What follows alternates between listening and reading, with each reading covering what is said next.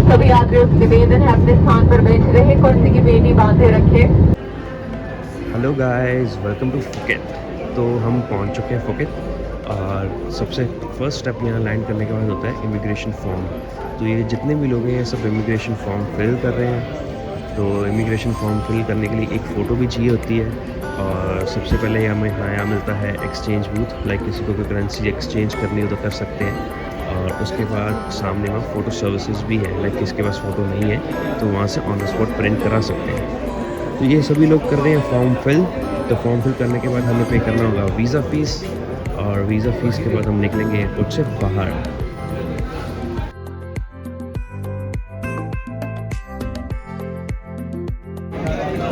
तो यहाँ पर हमारा वीज़ा हो चुका है स्टैम्प और हमारी पर पर्सन जो फ़ीस थी वो 2200 थाई बाट थी, जो कि इंडिया का 5500 आई थिंक बनता है। तो अब हम निकल रहे हैं बाहर को। तो हमें यहाँ एक विज़िटर मिले जो कि इंडिया से आए थे हमारे वाले प्लेन में ही, और यहाँ पे थाई बात लाना ही भूल गए, लाइक करेंसी लाना ही भूल गए। तो हमें वो पूछ रहे हैं कि हम कैसे बाय करें। तो फिर हमने यहाँ देखा कि जगह जगह करेंसी वाले जो बूथ्स बने हुए हैं, लेकिन पता करने से पता चला कि जो ये वाले करेंसी वाले बूथ्स हैं ये सिर्फ US डॉलर्स एक्सेप्ट करते हैं, कोई कार्ड नहीं एक्सेप्ट कर रहे और कोई भी कैश नहीं, इंडियन कैश नहीं एक्सेप्ट कर रहे हैं। तो फिर उनका सल्यूशन ये निकला कि एयरपोर्ट से बाहर निकलते ही जगह जगह पे बूथ्स होते हैं, तो उनमें से किसी भी बूथ से जो है अपनी करेंसी कर सकते हैं चेंज। और इमिग्रेशन के फॉर्म के चक्कर में हम अपना लगेज ही भूल गए। हमारे माइंड से स्किप करेगा कि लगेज भी लेना है। एकदम से भी याद आया तो हमने फिर उन्हें पूछा कि हमारा लगेज कहाँ मिलेगा, तो उन्होंने बताया इस काउंटर में मिलेगा। तो हम अब जा रहे हैं वहाँ।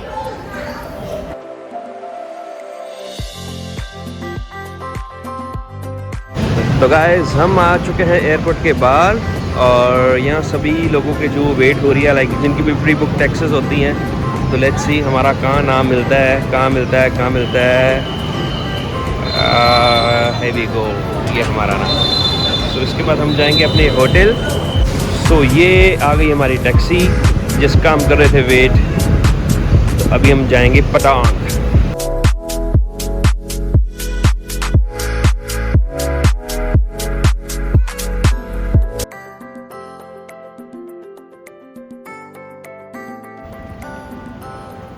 तो गाइस ये है रमाडा बाय विंडियम।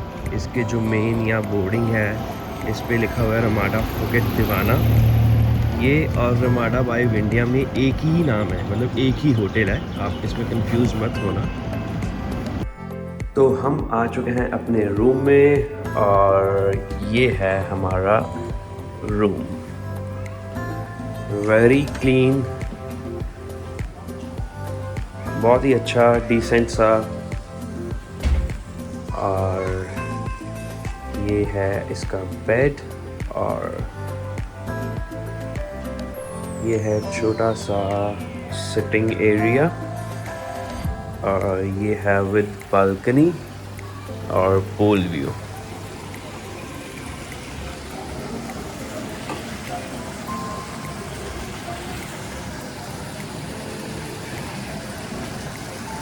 हम होटल पहुंचे थे दोपहर को और हमें हुई थी बहुत ज़्यादा थकावट। तो उसके बाद हमने थोड़ी देर किया आराम और अब निकले हैं अपने होटल से बाहर और इस टाइम है शाम के 7 बजे हैं।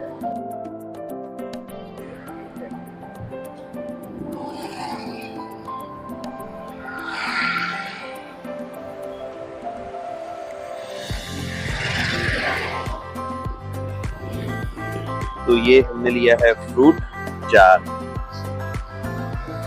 दिखने में बहुत अच्छा लग रहा है। यहाँ की बहुत स्पेशलिटी सुनी है फ्रूट की, तो देखते हैं कैसा है खाने में।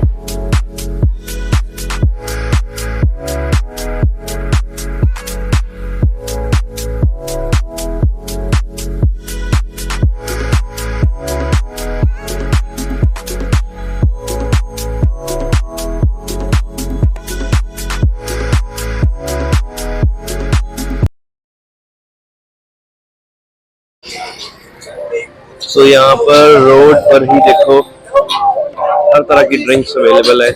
अपना पियो, शॉट मारो और निकलते जाओ।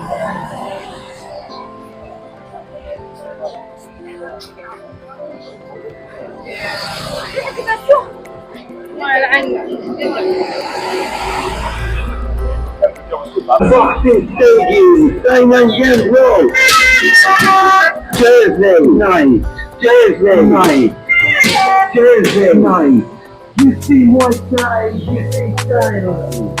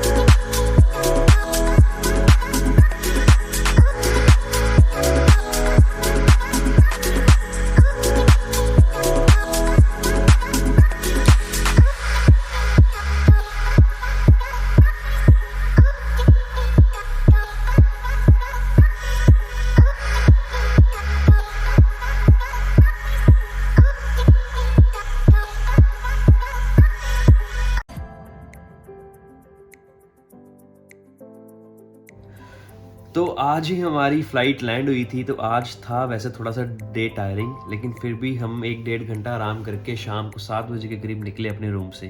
तो हमने सोचा था कि हम पटांग बीच घूमते हैं। तो पटांग बीच तो कुछ खास रश था नहीं, क्योंकि रात हो चुकी थी तो सब लोग वापस आ रहे थे। फिर हमने सोचा कि हम बांग्ला स्ट्रीट घूमते हैं, तो हम फिर गए बांग्ला स्ट्रीट और फिर हमने कुछ चीज़ें खाई। लाइक अभी इंडियन फूड भी हमें मिल गया था, तो इंडियन फूड खाया, उसका डिनर किया अच्छे से। और हमने जेलेटो ट्राई किया। जेलेटो ट्राई क्या किया, हमने सोचा तो था कि आइसक्रीम होगी, लेकिन वो निकला था जेलेटो, और वो एक भी बाइट हमसे खाई नहीं गई, फिर वो किसी को देनी पड़ी। तो उसके बाद हमने बांग्ला स्ट्रीट को किया अच्छे से एक्सप्लोर, और फिर पटांग बीच की मार्केट्स घूमे। बहुत ही हैपनिंग जगह है, मतलब कुछ भी बोरिंग नहीं है यहाँ। और अभी रात के 11:30 बज चुके हैं, हम अभी अपने रूम में आए हैं। अभी तक रोड्स इतनी ज़्यादा हैपनिंग थी, पूरा रश क्राउड था रोड्स पे। मुझे ये लगता है कि 2-3 बजे तक तो आराम से पूरा रश होगा, लेकिन हम थोड़ा टायर्ड थे और हमारा कल का भी थोड़े प्लान्स थे, इसलिए फिर हम टाइम से अपने रूम में आ गए हैं। तो रात को करेंगे अब आराम, तो कल सुबह निकलेंगे एक नए सफ़र पर।